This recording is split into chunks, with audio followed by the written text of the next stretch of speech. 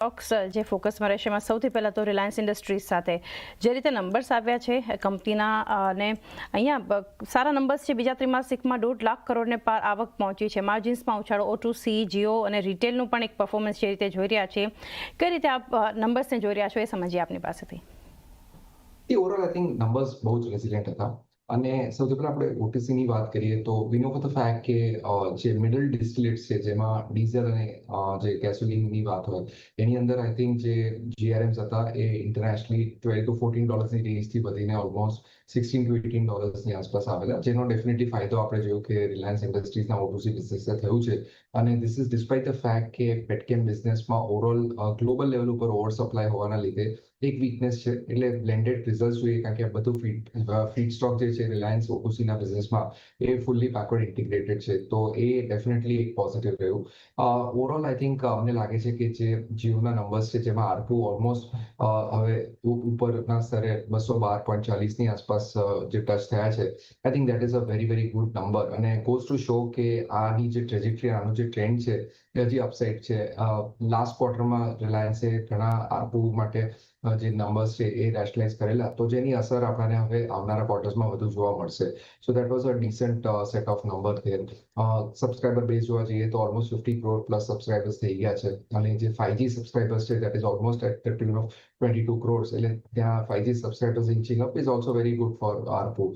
જીઓ ફાઈબરની જે વાત કરીએ, હોમ બ્રોડબેન્ડની વાત કરીએ તો ત્યાં પણ એ લોકોએ સબસ્ક્રાઇબર બેઝ સારો ગાર્નર કર્યો છે અને growth is very very good. Overall રિટેલની વાત કરીએ તો રિટેલમાં પણ જે સ્ટોર રેશનલાઇઝેશન પાસ ક્વાર્ટર્સમાં કંપનીએ કરેલું એની પોઝિટિવ અસર આપણે જોઈ રહ્યા છે ને margins have held up pretty steady at 7.4% અને રિટેલમાં પણ આપણે જોઈ રહ્યા છે same store sales growth has inched up અને આઈ થિંક આગળ જતા આપણે જોઈશું કે due to the festivities I think રિટેલનો નંબર ઇવન બેટર આવશે. પ્લસ આઈ થિંક જે FMCG બિઝનેસ છે જે લોકોએ લોન્ચ કર્યું છે, they are targeting almost 1 lakh crore worth of sales in the next 5 years. ત્યાં પણ I think they were very very encouraging signs. અને એનર્જી બિઝનેસમાંથી આઈ થિંક મેનેજમેન્ટે જણાવ્યું કે આગળ જતા આઈ થિંક ત્યાંથી પણ આપણે will start seeing the numbers as a separate segment. એટલે ઓવરઓલ જોવા જઈએ તો આઈ થિંક રિલાયન્સના numbers have been pretty good અને by FY28 there is an expectation કે રિલાયન્સ ઓલમોસ્ટ 2 લાખ કરોડથી લઈને 2.10 લાખ કરોડની આસપાસનો EBITDA જનરેટ કરશે, which will translate into at least a market cap of 25 to 30 lakh crore. એટલે લોંગ ટર્મ આઉટલુક રિલાયન્સનો બહુ સારો છે અને આવનારા 2-3 વર્ષમાં we might see 2 companies getting spun off and listed, Reliance Jio and Reliance Retail. એક view overall નંબર્સના front પર અને ઘણા સારા નંબર્સમાં આજે એક સ્ટોક રિએક્શન આપી શકે છે. કિરણ, ટેકનિકલ ચાર્ટ પણ સમજી લે રિલાયન્સ પાસેથી, કારણ કે પરિણામ પહેલાં જે શુક્રવારનું ક્લોઝિંગ આપણને સ્ટોક પર જોવા મળે લગભગ ડેઝ હાઈ આસપાસ મજબૂતી હતી. આજે નંબર્સ બાદનું પણ એક એક્શન આપણને સ્ટોક બતાવશે, પરંતુ સેટઅપ અત્યારે આપ કઈ રીતે જોઈ રહ્યા છો રિલાયન્સમાં? રિલાયન્સની અગર આપણે વાત કરીએ તો ફ્રાઇડેના સેશનમાં જ્યારે આપણે કનેક્ટ કર્યા હતા ત્યારે આપણે કીધું હતું કે એક ડબલ બોટમ પેટર્ન બ્રેકઆઉટ લેવલની આજુબાજુ ટ્રેડ કરી રહ્યું છે. સાથે સાથે જે 1550ની આજુબાજુથી કરેક્શન્સ આવ્યું હતું એ કરેક્શન્સ પછી આપણે જોયું 1350 સુધી આ કરેક્શન એક્સટેન્ડેડ થયું, જ્યાં 200 દિવસની મૂવિંગ એવરેજ પ્લસ પ્રીવિયસ જે ટ્રિપલ બોટમ બન્યું હતું એનું જે રેઝિસ્ટન્સ યા તો બ્રેકઆઉટ લેવલ હતું એની આજુબાજુથી સપોર્ટ લીધા છે.